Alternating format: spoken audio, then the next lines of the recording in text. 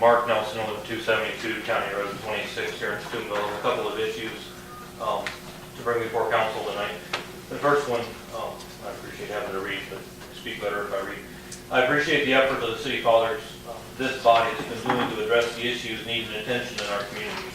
One of them that I think is still an open issue is that of the delinquent and uncollectible water accounts.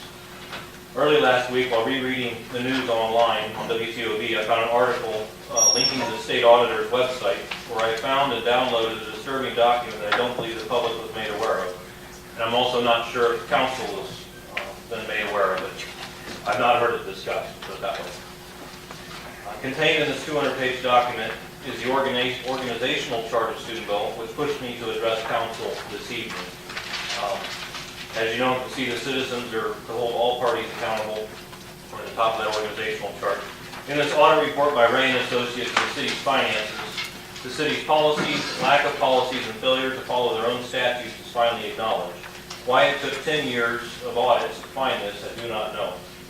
All of this brings up many concerns, most of which that we are 1 year now since the meeting at EGCC, and we still have not heard from council how they're handling delinquent accounts or the uncollectible past due accounts.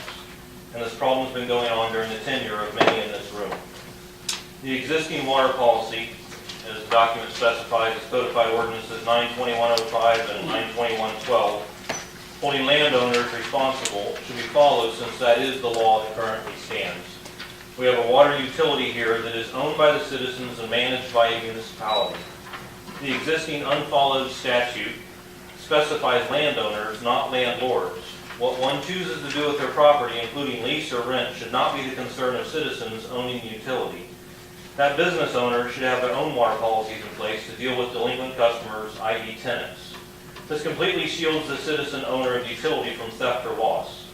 It should also eliminate almost all of the need for hiring a collection agency, and through the lien process, guarantee almost a 100% collection process, though it may take time.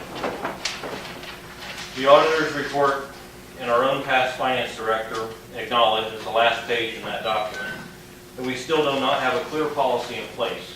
It's been 1 year since the meeting in EGC and 5 months since the city's response to Ray and Associates. When will the two findings in the audit letter be addressed so that our rates will not increase again? I'm happy to take a quick stab at a couple things. The audit report, of course, is from 2013. And there have been a number of steps taken throughout 2014 that the city can respond to. Obviously, hiring a water and sewer billing manager was a huge step forward.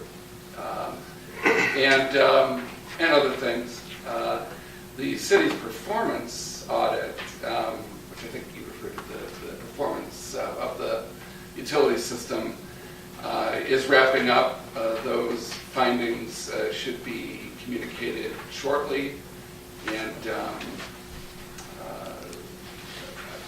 I would just say that, again, that the audit is extremely important, but there have been steps taken since 2013 that try to address those issues.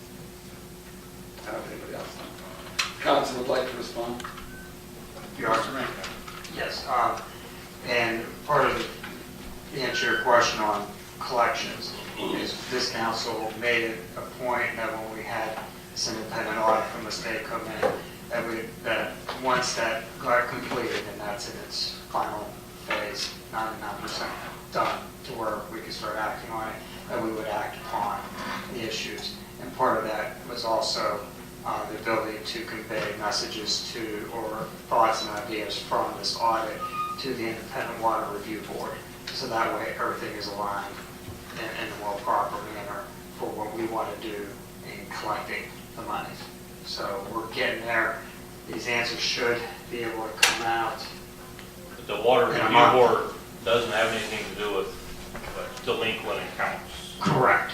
But I'm talking about policies and procedures that would be recommended from the state independent audit, that we would not only look at them from our manner and accept and have our manager say these are the things that we should follow, we should enact. These are the things that council wants to have enacted, but we want to include them as well too on there. So everybody's on the same page. That's coming soon. It should be within 30 days, I would think. Yeah, and we said, I would anticipate we would kind of a schedule for sharing those findings and communicating those to the public. Probably, we might talk about at the finance committee meeting and establish what date we would have. So that, we focus on that issue. Certainly share that with the public. I think with the performance audit, that statement was made very early on. Those findings would be shared with the public. Absolutely going to be done. Good. Thank you. okay. Sure. Thank you, Your Honor. I believe Mr. Johnson, you wanted to, I thought you had your, I'm sorry. Thank you. Is there I anyone? have one more thing. Oh, Absolutely. The second thing would be, please indulge me for a second to tell you a story. The pictures I'm passing around, if you could pass them around. Who you want to give these? Just behind you. Oh, Are pictures of Mr. Paul Coakley. Paul went to school here at Franciscan 15 years ago. He's from California.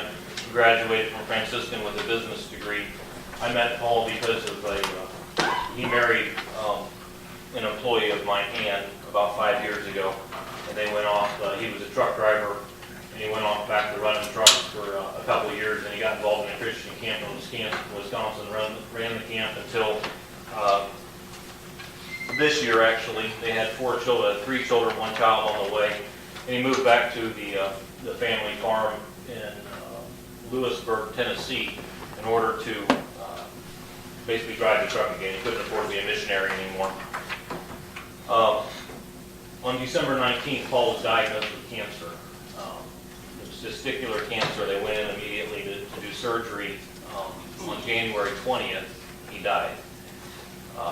My wife and I, Gretchen and I, went down with a couple of our little kids down to the funeral this weekend. And after a very moving funeral, we became part of a 300-vehicle procession that traveled from Columbia, Tennessee to Lewisburg, Tennessee to bury Paul. Of these 300 vehicles that were in this procession, 90% of the vehicles had either alumni or student or Franciscan University on the back of them. The state troopers blocked entrances, exits, didn't know what to do with the traffic. It was 10 miles between the 2 towns. All of these bumper stickers, they didn't say Franciscan University of Pittsburgh or Franciscan University of Dayton. They said Franciscan University of Steubenville. And proudly, they're Franciscan University of Steubenville. The outpouring of support that was there as a witness to their small town community began at Franciscan. My point is that Franciscan University would not be in Steubenville if there was no Steubenville, and that's where all of you guys come in, all of us citizens come in. Just the fact that as boring as these meetings are, or as simple as plowing the snow is, or listening to concerned citizens like me, is tiresome, but you are making a difference much larger than you can ever know. Any bad news about our community hits CNN, but you'll never see this story anywhere of the outpouring and support of Christian love and charity that this family put together in order to support a widow and orphans now. Again, you're part of making a difference around the world, and I'm very proud of all